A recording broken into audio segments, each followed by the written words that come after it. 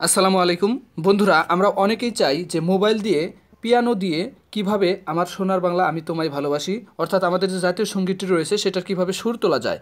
তো আপনি চাইলে এটা খুব সহজেই সুর তুলতে পারবেন, সেই জিনিসটাই আজকে আমি আপনাদেরকে শেখাবো। তো এটার জন্য অবশ্যই আপনাকে চলে যেতে হবে গুগল প্লে স্টোরে, দেন আপনাকে সার্চ করতে হবে পারফেক্ট পিয়ানো। আমি পারফেক্ট পিয়ানো লিখে সার্চ করলাম আর চলে আসলো এই পারফেক্ট পিয়ানো। তো এই পারফেক্ট পিয়ানো দিয়ে আপনি চাইলে আমার সোনার বাংলা সহ অনেক গানেরই অরিজিনালভাবে কিন্তু আপনি সুর উঠাতে পারবেন। তো আমি শুধুমাত্র আজকে আপনাদেরকে আমার সোনার বাংলা এটাই শেখাবো, আর পর্যায়ক্রমে অবশ্যই সবগুলো শেয়ার করার চেষ্টা করব। তো এটার জন্য অবশ্যই আপনাকে পুরো ভিডিওটি দেখতে হবে, দেন কিভাবে আমি কাজগুলো করি সেটাই আজকে আমি আপনাদেরকে শেখাবো। তো আমরা জাস্ট পারফেক্ট পিয়ানোটা এটাকে আমরা ওপেন করব। অবশ্যই আপনাকে ইনস্টল করে নিতে হবে, আমার ইনস্টল করাই আছে, আমি জাস্ট ওপেন দিয়ে দিলাম। তো ওপেন হওয়ার পর এরকম একটা আপনারা ইন্টারফেস দেখতে পাবেন প্রথমে ওপেন হওয়ার পর। তো এটা আপনারা জাস্ট কিছু অ্যাড চলে আসতে পারে, যদি নেট কানেকশন থাকে আপনারা এটা ক্যান্সেল দিয়ে দিবেন।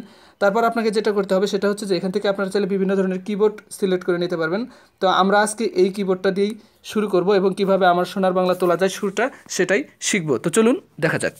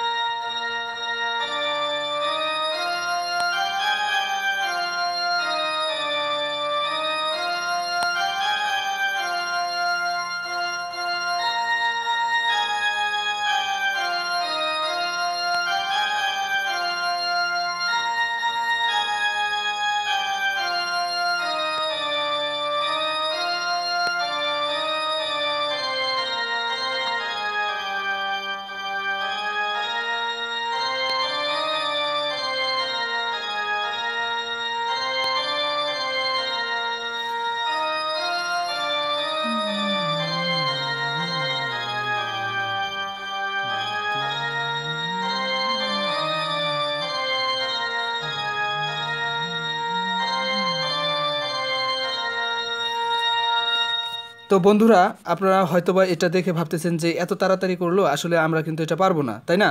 তো আসলে এটা স্লোলি করে যদি আমি আপনাদেরকে দেখাই তাহলে কিন্তু এখানে সুরটা উঠবে না, তো যার কারণে আসলে ওইভাবে আমাকে দেখাতে আমি পারছি না।